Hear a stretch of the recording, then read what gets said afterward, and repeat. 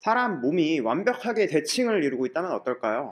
아예 문제가 생기지 않을지도 몰라요. 아니면 이런 문제가 생기지 않을지도 모르죠. 그런데요, 어쩔 수 없습니다. 무릎이 그렇고 발목, 발바닥이 그렇죠. 왼쪽이라든지 오른쪽이라든지 유독 한쪽에서 문제가 생기곤 하잖아요. 애초에 좌우 뼈 모양 그 자체가 다른 경우도 있고요. 한쪽 다리로 짝다리를 짚고 서 있는다든지, 침대에 누워있을 때 옆으로 한쪽으로 누워있다든지, 이런 식으로 여러가지 생활 습관들이 중요한 원인이 되기도 하죠. 어쨌든 그런 통증이라든지 부상이 한쪽에 유독 생기곤 하는데요. 그럼 이런 상황에서 어떤 걸 해야 될까요? 그냥 쉬면 될까요? 아니면 문제가 생긴 부위, 무릎이라든지 발목이라든지 이런 데를 치료하면 될까요? 근막이완을 하면 될까요? 근력 운동을 하면 될까요? 네, 이런 것들 아주 좋죠. 쉰다는 걸 제외하면 대부분 떠올릴 수 있는 것들은 문제가 생긴 그 부분, 딱 그 포인트에만 집중하게 되는데요. 그런데 흔히 간과하는 점이 있습니다. 사람의 몸은 연결돼서 힘을 쓴다는 점이죠. 몸은 연결되어 있다, 이런 개념을 아주 크게 확장하면 발바닥을 풀었더니 두통이 사라졌더라, 이런 식으로 언뜻 보기엔 황당해 보일 수 있는 그런 경우까지도 볼 수 있는데요. 오늘은 코어에 집중해 볼 겁니다. 코어에 문제가 있으면 무릎이 아프고 허벅지 뒤쪽 햄스트링이 아프고 발목, 발바닥이 아프고 이렇게 아플 수 있다는 건데요. 에이, 너무 당연한 얘기잖아, 뻔한 얘기하고 있네 라고 간단하게 생각하고 넘어갈 건 아닙니다. 생각보다 중요하거든요. 특히 달리기 하시는 분들이라면 코어가 중요한 이유가 굉장히 다양하기 때문에 어떻게 하는지까지 방법 잘 아시면 아주 좋습니다. 우선 달리기 자세부터 보면요, 유독 왼쪽으로 쏠려서 달리는 게 보이시죠? 이러면 왼발을 디딜 때 체중이 많이 쏠리죠. 힘이 더 많이 들어갈 수밖에 없고요. 또 이런 경우도 있을 수 있습니다. 달리면서는 팔다리가 앞뒤로 움직이죠. 골반도 그만큼 앞뒤로 조금씩 움직이고요. 팔다리가 같은 쪽이 같이 움직이면 안 되잖아요. 그러면 몸통이 좌우로 비틀려야 돼요. 그런데 몸통이 왼쪽으로는 잘 움직이는데 오른쪽으로는 잘 안 간다고 생각해보죠. 그러면 체중은 왼쪽으로 많이 쏠리게 될 겁니다. 이것도 마찬가지로 왼발에 무리가 많이 가고 오른발은 별로 운동이 안 되고, 그렇게 보시면 되겠죠. 한두 번이면 몰라도 달리기를 즐기시는 분들, 달리기를 많이 하시는 분들이라면 한번 할 때마다 이렇게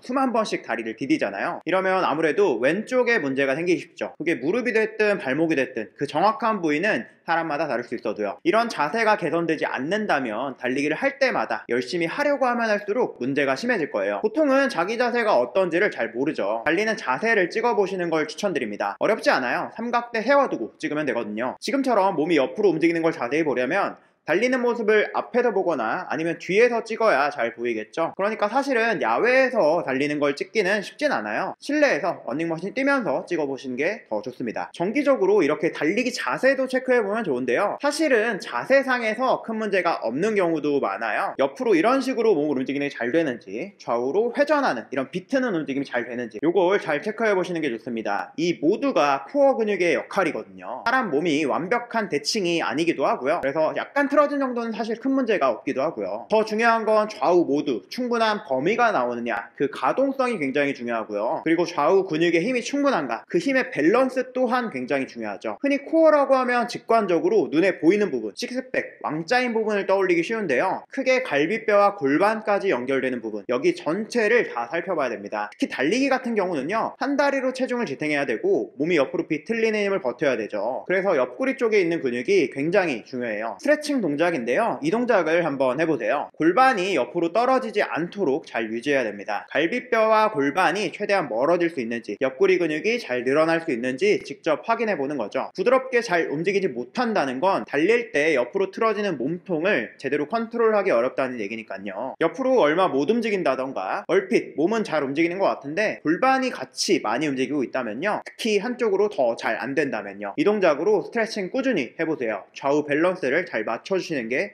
굉장히 중요합니다. 옆구리 근육이라고 사실 간단하게 표현했지만 옆구리 근육이 하나만 있는 건 아니거든요. 살짝 앞쪽으로도 나 있고 살짝 뒤쪽으로도 나 있고, 근육이 그렇게 여러 방향으로 나 있어요. 그래서 스트레칭 하실 때도 그냥 완전히 옆쪽으로만 하기보다도 여러 방향으로 그렇게 스트레칭 해주시는 게 좋습니다. 몸을 비트는 동작도 굉장히 중요하니까요, 이런 스트레칭도 해주시면 좋아요. 그 중에서도 유독 더 뻣뻣한 곳이 있을 겁니다. 그 부분을 더 집중적으로 그렇게 해주세요. 옆구리 근육이 긴장되어 있는 게 그냥 자세만 이상하게 만드는 건 아닙니다. 옆구리 근육 가운데는 척추, 뼈가 있죠. 옆구리 근육이 긴장되면요, 척추 뼈끼리 눌리게 돼요. 거기서 나오는 신경도 눌리게 되고요, 이 신경에 문제가 생기기 쉬워요. 신경은 움직여, 힘써, 이렇게 근육의 명령을 내리는데요, 이게 발끝까지 이어져 있어요. 허벅지 근육, 종아리 근육으로 힘써, 움직여 이렇게 명령을 내리고 또 신호를 받죠. 신경이 눌린다는 건 뭐냐면 어떻게 보면 물 나오는 호스가 눌린다는 거거든요. 이 호스가 눌리면 물이 제대로 안 나오죠. 신경이 눌리면 명령을 제대로 내릴 수가 없습니다. 다리 근육에서 힘을 제대로 못 쓴다는 거예요. 자, 이러면 대충 감이 잡히죠. 코어가 약해서 달릴 때 몸도 옆으로 틀어져. 그래서 안 그래도 다리에 힘을 많이 써야 되는데 거기다가 신경이 눌리면서 근육도 힘을 제대로 못 써. 이런 것들이 겹치면서 문제가 생길 가능성이 더 높아지고요. 여기에다 더해서 자세가 이상하다든지 내 어떤 하체 근육이 특히 더 약하다든지 그러면 특히 그 부분은 부상이 생기기 쉬운 겁니다. 우사인 볼트 같은 경우에 측만증이 있었잖아요. 그래서 햄스트링 부상이 심했었다고 하고요. 근데 코어 운동을 열심히 하면서 기록도 잘 낼 수 있었다고 하는데요. 그게 아니더라도 코어는 굉장히 중요하죠. 부드러우면서도 강한 코어, 달리기뿐만 아니라 어떤 운동에서도요. 아니 일상생활을 한다고 하더라도 코어는 정말 중요하니까 꼭 신경 써서 스트레칭, 운동해 보시기 바랍니다. 여러분들이 다치지 않고 건강하게 더 좋은 기록을 낼 수 있도록 저는 앞으로도 폭넓고 깊이 있는 정보로 찾아오도록 하겠습니다. 그럼 영상 끝까지 봐주셔서 감사합니다.